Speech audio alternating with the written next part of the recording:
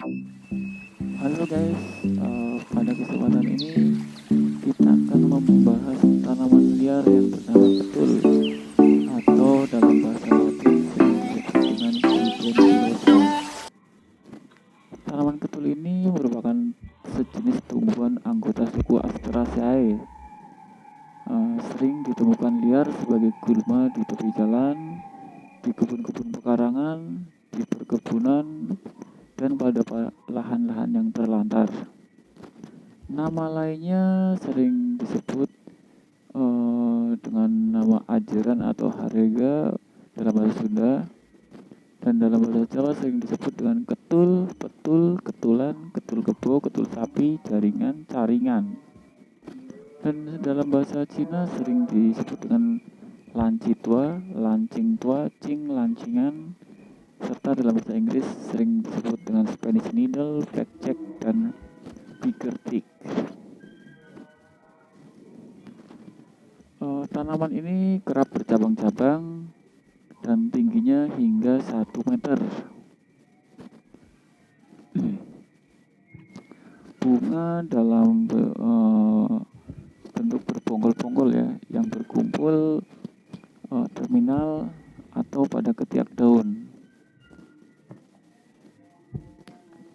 Dengan mahkota bertabung pendek dan lidah jorong atau eliptis. Mahkota bunga cakram bentuk sabung. Buah keras, ramping dan memanjang. Ketul ini berasal dari Afrika Selatan, akan tetapi telah menyebar luas di Jawa sejak tahun 1835 dan kini diketahui hampir di seluruh daerah tropis dan dikenal sebagai tumbuhan pengganggu. Ternak ini sering disebut gulma dan sering dijumpai di Nusantara kita. Dengan ekologi menyukai tanah yang lembab dan sinar matahari penuh. Ketul didapati hingga ketinggian 2.300 meter. Dan tumbuhan ini berbunga sepanjang tahun dan dalam waktu seminggu apabila kondisinya sesuai 35-60% dari biji atau buah yang terjatuh di tanah akan berkecambah. Dan daya kecambahnya pun tetap tinggi setelah 3-5 tahun tersimpan. Sekitar 80% biji masih mampu berkecambah. Walaupun sering disebut dengan gulma, namun manfaat ketul ini sangat banyak, terutama daun-daunnya. Sering digunakan secara luas dalam pengobatan tradisional. Rebusan atau perasan daun dimanfaatkan untuk mengatasi batuk, angina atau sakit dada, sakit kepala, demam, diabetes, sembelit, mencret, cacingan, sakit perut, sakit gigi, keracunan, pegal-pegal, serta dicampurkan dalam air mandi untuk menyembuhkan gatal-gatal dan nyeri rematik. Di Jawa Barat, daun-daun dan pucuk ketul yang muda digunakan sebagai obat sakit gigi. Pucuk yang dilayukan di atas api digunakan untuk mempercepat pematangan bisul. Dan di banyak tempat, terutama di Jawa, daun-daun muda dimanfaatkan sebagai lalap atau bahan campuran pecel.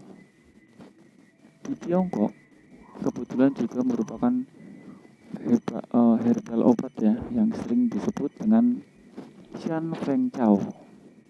Dan ketul kadang-kadang juga dimanfaatkan sebagai pakan ternak. So guys, mungkin kalau kalian lihat tanaman ini, tentunya dengan penampilan bunganya yang sangat cantik, bisa dimanfaatkan juga buat hiasan-hiasan ketika pernikahan ya. Ataupun juga bisa digunakan sebagai tanaman bunga untuk memperindah ruangan.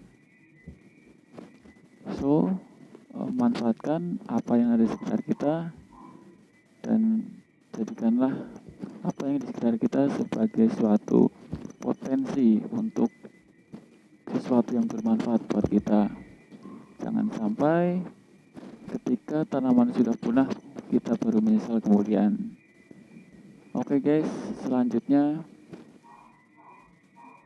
sekian untuk pemaparan dari tanaman ketul ini.